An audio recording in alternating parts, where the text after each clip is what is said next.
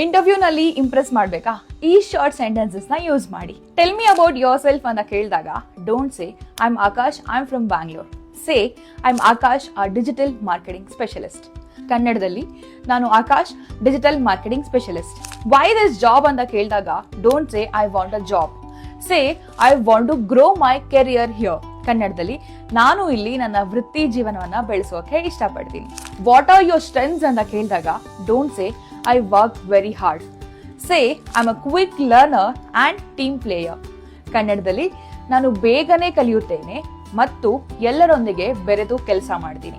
Y should we hire you ಅಂತ ಕೇಳಿದಾಗ don't say I will do good work. Say my skills are perfect match for this roll.